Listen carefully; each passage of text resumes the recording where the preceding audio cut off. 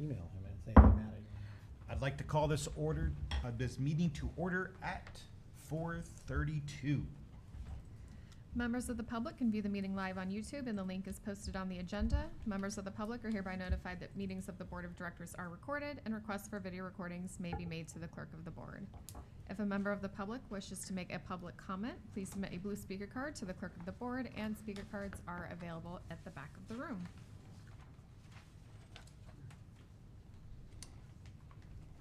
All right. One, standing action item. This is the portion of the meeting where we deal with any requests to join remotely through SB 707. We received no requests under the emergency cause provisions and will list it as no action taken. 2, roll call. Director Sloan? Present. Director Danzel? Here. Secretary Yearwood? Here. Vice Chair Mattis is absent, and Chair Langen? Here.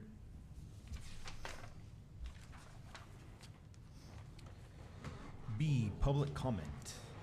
At a special meeting, the public comment period is limited to only those items described on this agenda per California Government Code. Members of the public may comment when items are heard. Speakers are limited to 3 minutes, and the board is prohibited from discussing or taking action on any item not listed on this agenda. All right. Go to C, work session. Work session, fiscal year 2026-2027 preliminary budget. At this time, we received no speaker cards, and seeing no public comment, I will turn it over to CFO Matt Goodell. And just arriving is Vice Chair Mattis.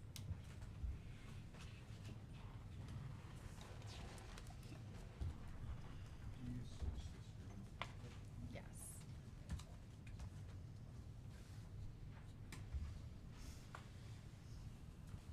Okay. All right. Good evening, board members, chair. Thank you for the opportunity to present the fiscal year 2026-2027 preliminary budget proposal.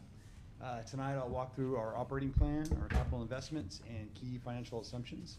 Overall, this is a balanced and disciplined budget focused on maintaining our system, meeting service demands, and planning responsibility for future growth.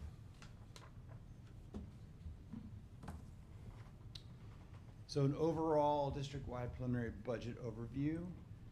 This year's proposed budget includes $23.1 million in operations. That represents about a 7% increase over last year.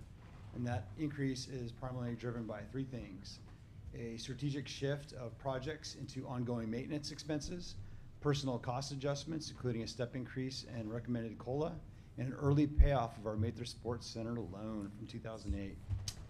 That's exciting. The capital side, we're proposing 33 projects this year, totaling $3.7 million, which is consistent with last year. Reflects a manageable workload for staff as well. And we're also placing a strong emphasis on deferred maintenance with 31 projects focused on keeping our existing assets in good condition. And finally, new development continues to thrive, as we all know, and the district is expected to spend about $11.5 million from park impact fees to construct those new parks. Also, this budget addresses our workforce and operational needs. Staff is recommending a 3% COLA and adding 4 full-time positions to support growth and service demands. We're also initiating a compensation and benefit study to ensure that we remain competitive in retaining staff, with the last study being 5 years ago, and so that's typically revisited every 5 years in that time frame. We also continue to invest in our fleet and equipment. So this year, we're going to explore potential leasing strategies through a company to help us out with long-term maintenance costs and improve our reliability and predictable budgets. And so we're still taking a look at that. We'll bring that forward to the board once that's finalized. Of course, we're committed to our debt obligations, which this year, again, we're paying off a last payment, retiring our 2008 Mather Sports Complex loan. District continues to operate from a position of strength. We do not rely on short-term borrowing or dry period financing, which reflects stable cash flow and disciplined financial management. Very proud of that. And we also continue to receive national recognition for our budget practices, reinforcing our transparency and accountability.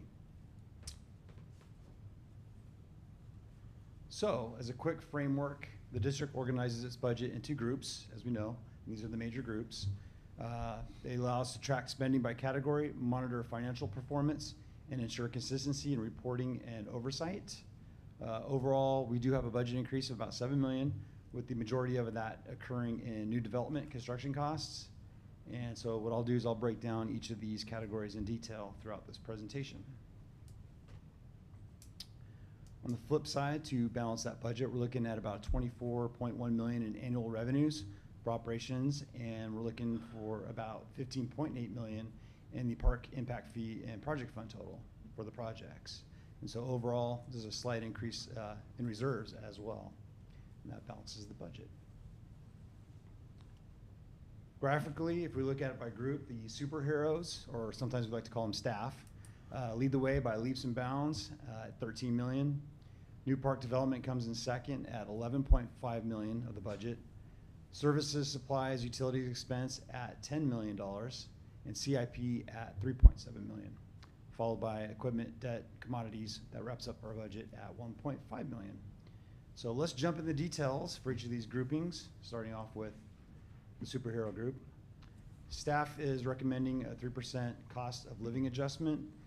District did not implement a COLA last year, and this adjustment recognizes a kind of a cumulative inflation while remaining fiscally responsible.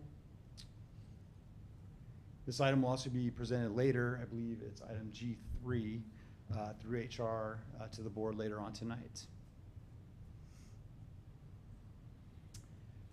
For full-time, we're recommending 3 additions from last year's roster: a facility supervisor that helps with projects and facility operations, a human resource analyst 1 that will assist with payroll functions, specifically since we're taking that function in-house, park maintenance worker that supports our field, sports field operations and rentals.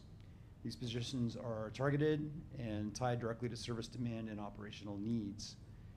And that total brings us to 77 from 74 last year. So 4% increase in staffing. For part-time, HR is shifting from the part-time hours into that full-time position that was shown on the last slide. And we also have minor increases in preschool, aquatics, and park services to reflect where we're seeing the greatest growth in community usage and programming demand.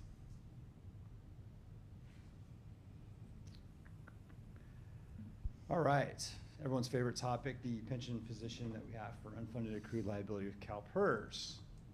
Our annual UAL payment this year for July is $520,000. We have an outstanding balance of about $5.6 million.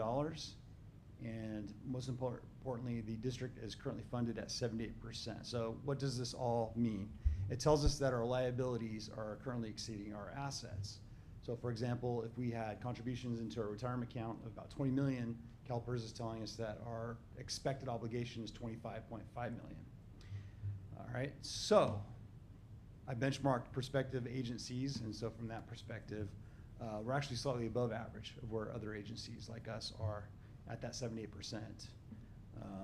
Particularly since we don't use pension obligation bonds, we don't pre-fund a trust account, we don't do any of those kind of strategies, we just pay the minimum, and yet we're still slightly above average of what other agencies are. Some do pay very large sums, they borrow money and pay off that debt to close that gap. But again, I think we're in a manageable, stable position where we are at that 78%. Are we charged an interest rate for that outstanding balance? We don't if we make the payment, and so we can make those over 12 months, and so we save actually $16,000 by making the full payment. So I think I'm paying, I think it's like $504,000 instead of the $520. Yeah. And if we ever overpaid it, we'd actually be losing that money and not getting any interest if we overpaid it. So we always want to kind of be in that 80% range. That's where a lot of agencies try to be at. So a lot of variables that factor into that liability. It changes all the time, but right now we're at 78%. All right, for Group 20, this covers our services and supplies. It totals about $10 million, and this category includes contracts, our utilities, our material and operational costs. It represents the core day-to-day service delivery across the district. The biggest difference this year in comparison to last year is an increase in our 2141 land improvement services, and I highlighted that here, an extra $700,000. We're basically taking it from CIP that I would have had for projects and putting it into expenses. And the reason why is that we're kind of shifting into ongoing maintenance and repair projects versus replacement and big CIP projects. And so I have that list available that we'll talk about exactly what that means. So there are 31 ongoing maintenance projects totaling about $700,000 that were proposed by Parks and Facilities. They're playground repairs, they're court resurfacing, trail maintenance, building and pavilion improvements, painting. You know, again, they're considered projects, but not capitalized. And so they're gonna be expensed for the fiscal year. This commitment and strategy helps us address these issues early, and we kind of avoid those larger capital replacement costs down the road. And the full list of those projects I have in your packet as well. So I'm not gonna show them every month on the CIP report that you get, but we do, again, attach a project number, so we're able to track those. So here's kind of a graphical pie representation of the departments using those services and supplies. Of course, parks being the largest at 54%, and then the remaining split between administration and government services, facilities, recreation, golf, and planning. Typical of what we usually break down for our 20s. All right, Group 30. So we do have a major milestone. The Mather Sports Complex loan will be fully paid off and retired this year. So we'll have that extra cash flow into our future budgets, which is fantastic. Of course, we'll continue making payments on our certificates of participation that we pulled out in 2018 for the Cordova Community Pool Project. And then we do have some equipment leases for mowers. And again, we're looking to potentially switch from buying trucks to leasing trucks. And so I set aside some cash flow for that in this category to potentially do that. Overall, our debt profile is about 4% of our operations budget, so it's a good spot where we're at. This slide highlights our new park development projects, which are funded separately through impact fees that developers and builders and owners pay into.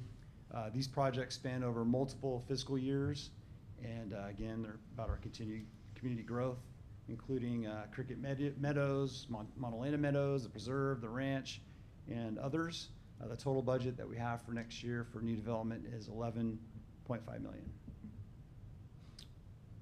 Parks coming to you soon. All right, for capital improvements, we are proposing 33 projects this year. They do benefit 9 parks and 5 facilities, and they're hitting some of our trail corridor sections that we have in the villages of Zinfandel. And that total commitment that we're putting towards those projects is $3.7 million. These projects focus on asset replacement, safety improvements, and service enhancements. And the overall program size remains consistent with prior years and is kind of aligned with our capacity to deliver. It's very important that we can handle that workload as well. So if we take a look by district, we see District 1 has some projects at Hagen Amenities, getting much needed upgrades in Teen Center, the Corporation Yard, and our baseball fields there. Projects for District 2 are larger in nature and span over a couple of fiscal years. With a new project this year, community-driven at Gold River Park, installing a bocce ball court and replacing the walkway with concrete from the asphalt that's currently there. So good projects there. Again, we talked about them last year. We're taking over a couple of years, so we're re-budgeting those into next year. District 3 projects include some tennis court lights upgrade, water bottle drinking fountains, and irrigation controller upgrades.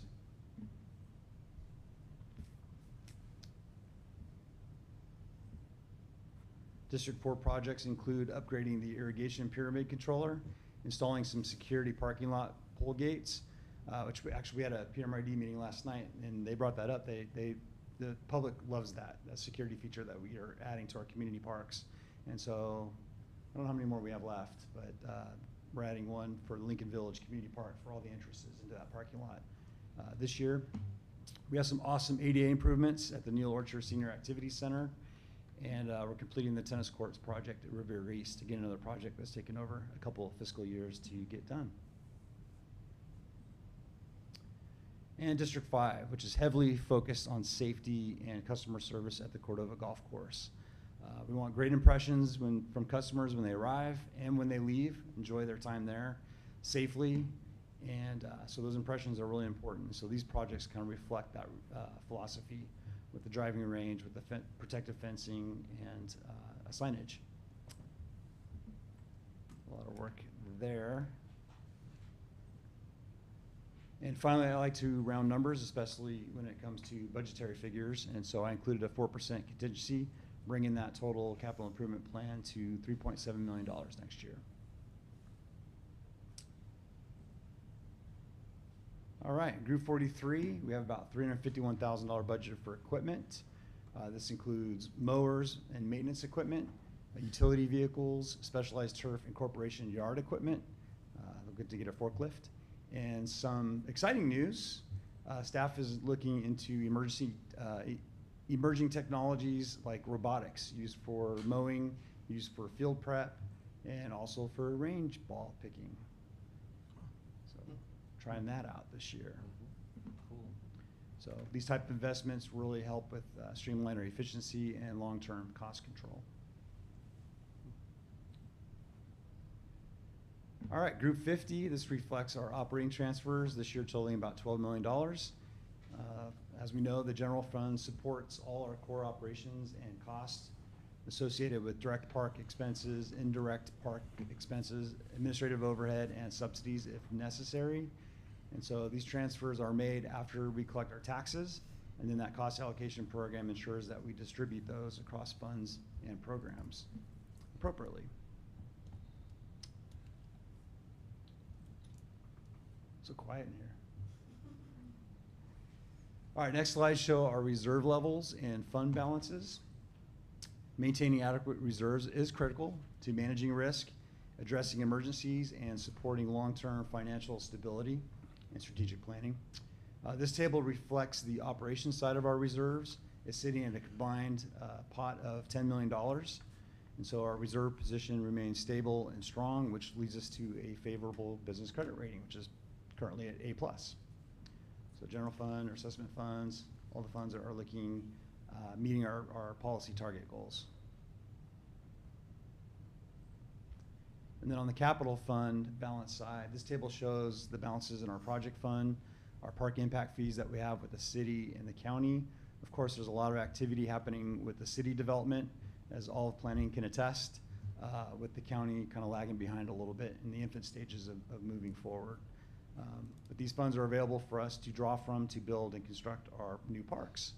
And so the total reserves and fund balances for operations, CIP, and development is at $55.7 million, so a little bit more than it was last year. That's a large t-shirt.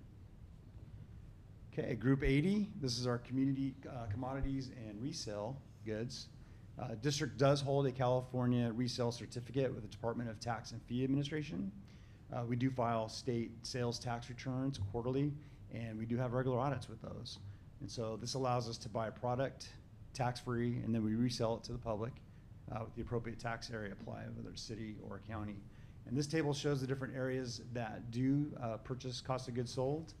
And overall, this 80s group represents a total amount of $114,300, similar to last year, with a revenue expectation of $169,400 in total sales. Small but positive net contributor to the overall budget.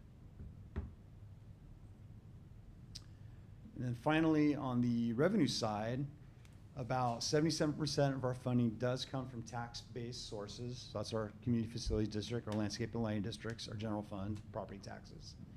And the other 23% comes from cost recovery, including fees, programs, golf operations, rentals, recreation, that kind of thing. We do also utilize park impact fees for development, as stated, and grants and other supplemental revenues that we receive balancing out our budget. And so this diversified structure helps maintain stability and is in line with our industry and our practice at these amounts, usually like 80-20 tax revenue versus cost recovery. So we're right in line with that. This has been the most amazing workshop ever. So in closing, This budget represents a balanced and strategic plan. It maintains existing assets and invests in our infrastructure. It supports our workforce and delivers high-quality services to the community. And so, thank you for your time. I'm happy to address any comments or questions that you may have. Can you go back to slide 8? Yes. I don't remember if I had a question. I wrote down slide 8, so I wanted to make sure I looked at it again. Make sure I understand. Yeah, so this is Okay. our I COLA don't know why- recommendation for this okay. year. I think we had it like 1.5% last year that we looked at, but decided to skip it financially and then accumulate it into this year if it got to that 3% level, and it did over 2 years. And the crystal ball was a little foggy this time last year with predicting Yeah. what the Economy. economy would do with all of the federal changes that were going on. So we think we can manage and get it in this year. Matt, when was the Matherfield Sports payment due? A year from now? or- Yeah, a year and a half. So we Year and a would have half. had another payment in September next budget cycle. So I'm just taking that payment and paying it off early. So again, we save on interest expense. Right, that's great. And it's a new bank too. They changed to Columbia Bank, and they're kind of been a pain to try to pay for some reason. And so I just want to get it off the books and save interest. We have cash, Right. so. We got that take new care of turf in there now, right? Yeah. We do, yeah. The soccer field's coming in. I think they just finished it. Yeah, last great. Friday. Yeah, Beautiful. Great job. yeah. I think we're just tired. Accidentally took some Tylenol sleeping pills this morning. I think it was aspirin, so I am kind of tired myself. He's but suffering. Yeah. But I do appreciate everyone's input. Yeah. No doubt it takes staff and board members and committees and the public to help out with this, so. Any other comments or questions? Just thank you, Mr. Goodell. Yeah. That looks good. Yeah, thank you. Very thorough. Thank you, yeah, 15 years of doing this. I think we're in a good place and, yeah, managing a good budget. It's always easy when you have the funds. It is, yep. Absolutely. Well done. All right, thank you.